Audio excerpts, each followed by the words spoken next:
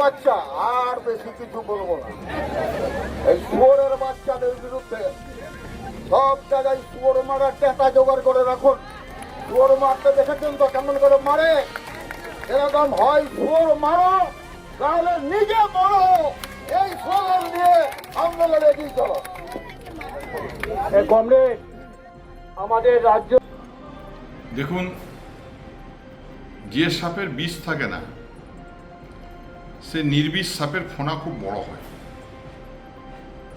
আর বাংলাতে একটা কথা আছে, ফোঁপড়া ঢেকির শব্দ বেশি।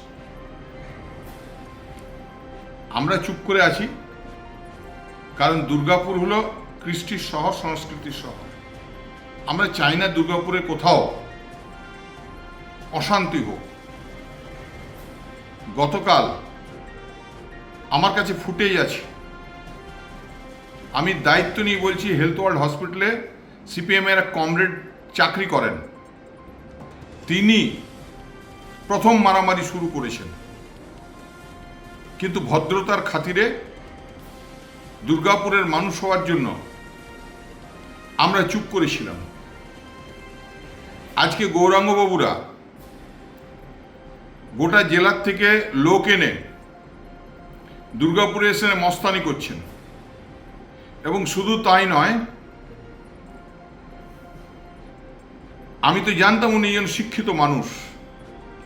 একজন শিক্ষিত মানুষ দুর্গাপুরের মতো সংস্কৃতির পীঠস্থানে দাঁড়িয়ে যদি কেউ শুয়োরের বাচ্চা বলে,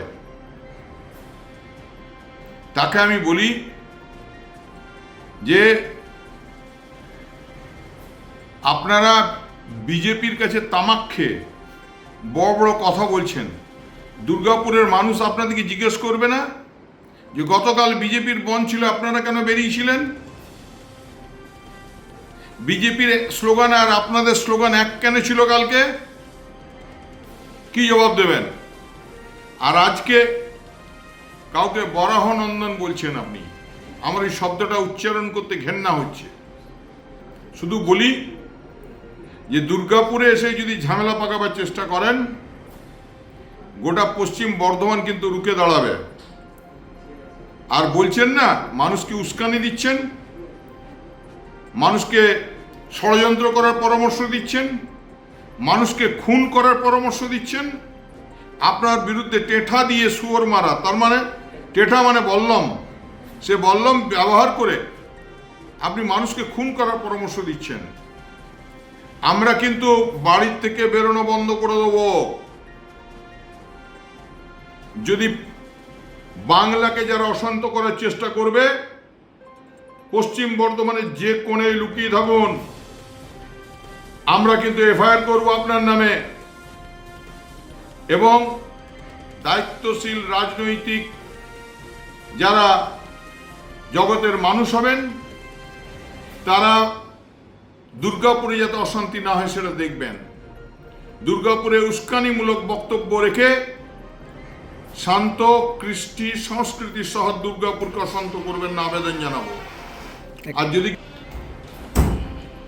আর আপনারা ভেবেছেন দুর্গাপুরে বোমাবাজি করে তৃণমূলকে পিছিয়ে দেবেন,